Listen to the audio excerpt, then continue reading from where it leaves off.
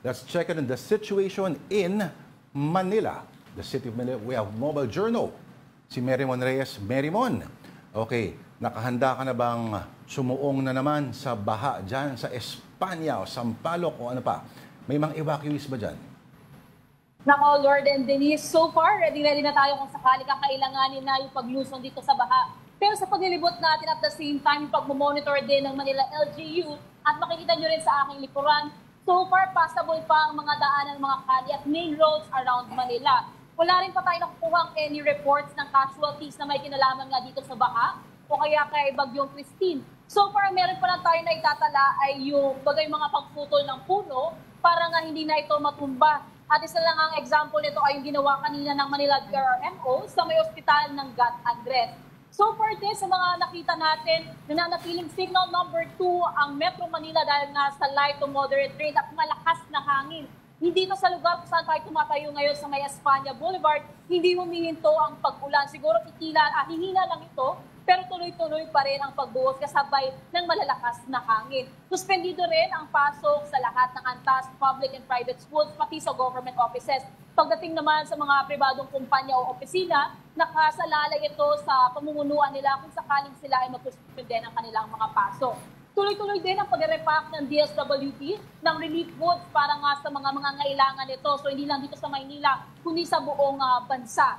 Kasabay nito, para rin naman doon sa mga mag-aalala sa kanilang masasakyan, tuloy-tuloy pa rin ang pasada ng mga pangpubliko at pribadong mga sasakyan. Ang LRT din, naglabas din sila ng kanilang memo na tuloy ang kanilang operasyon. 9 o'clock yung huling biyahe mula Antipolo at 9:30 p.m. naman mamayang gabi ang huling biyahe mula Recto. May mga pampasaherong bus, jeep, tricycle na masasakyan pa rin sa mga lugar dito. At sa paglibot nga rin ng LGU kanina, ng Manila LGU, at nasabi rin ni Manila Mayor Dr. Hani Lacuna Pangan, so far yung mga main roads dito ay passable pa at wala pa nakikita na pagbabaha. Ang meron lang dito sa mga naobserbahan din natin ay mga puddles, lalong-lalo na nga doon tulad sa mga huli natin ibinalita, yung mga malalapit sa mga kanal, sa mga may tambakan ng basura. Pero so far, tulad ng Magsaysay Boulevard, Espanya Boulevard, Quirino Avenue, San Marcelino, Calao, passable ang mga ito bukod na lang doon sa mga puddles na nabubuo dahil patuloy pa rin ang pagbuhos ng ulan. Pero bandang Caloocan, tulad ng isa sa mga nakausap nating residente kaninang umaga, abot na halos sa unang palabag ng kanilang tirahan yung tubig baha. Pero so far naman ay humuhupa na raw ang mga ito. Tulad naman dito sa pagmamonitor din ng Philippine Coast Guard, siguro ipasok na lang din natin ito sa NCR. Meron silang mga naitala ng ilang mga stranded na drivers, helpers, rolling cargo, vessels at ibang mga motor bangka. Pero so far naman, patuloy pa rin yung kanilang pagmamonitor at pag-obserba sa mga ito.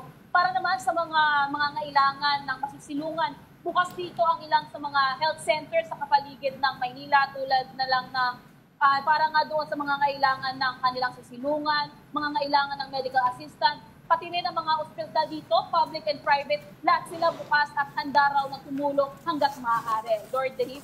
Oo, pansin namin, Merrimon, kung dumaan ka dyan sa may campus belt area, binaba na ba yung mga, I suppose, ito yung parang SOP naman, yung mga malalaking billboard, lalo-lalo na yung mga nag-a-advertise ng mga review center, mga ganyan, di ba? Yung mga review center na, hindi mo alam kung review center o nagmo-model ng mga kasuotan. Yes, Lord. So far, yung iba sa mga billboards dito, tinanggal na maaga pa lang. Pero hindi dito, lalo-lalo na doon sa mga malalaking billboard, makikita natin along EDSA. Pero so far dito, yung ilang mga tarpaulin nakakabit pa. Pero so far naman, nakakapit pa naman ang mga ito. Yun nga lang, kung patuloy pa rin yung pagbuhos ng malakas na ulan, pati yung kasabay nga ng malakas ng hangin, chances are baka matanggal ang mga ito. Pero sa paglilipot naman natin, tuloy-tuloy pa rin naman na nakaantabay sa labas yung ilang mga barangay workers na nadaanan natin at mga nakausap natin kanina, nakaantabay daw sila, hindi lang naman para sa kanilang barangay, para sa kahit kasino raw na kung sakaling masa-stranded sa lugar na dito, handa raw silang magabot ng tulong. Everyone, just to go back to yung mga tarps, no, tsaka yung mga billboards, safety hazard yan possible risk. Ano yung SOP, ano yung kailangan bantayan o makita before they actually take those down? Yes, Denise. Bukod doon sa iba kasi, alam na nilang darating na itong hindi magandang panahon o yung si Bagyong Christine sa Maynila, maaga na nilang tinatanggal yung mga tarpaulin, yung mga billboards na nakaharang sa mga ito.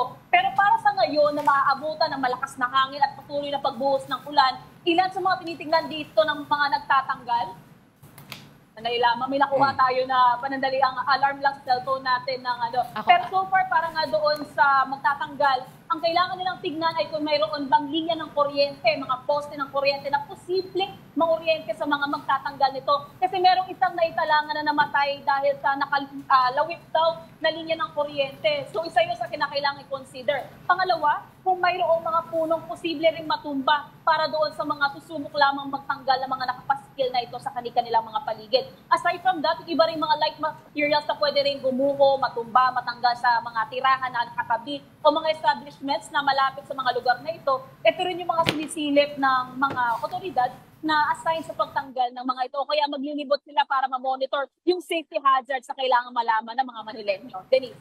Alright, magtatanong pa ako sana tungkol sa, di ba, kung hanggang sa Bagyo ba, ay may mga pangangampanya, pamumuliti ka kahit paano nakakalusot. Pero that's for next time. Maraming salamat sa oras mo.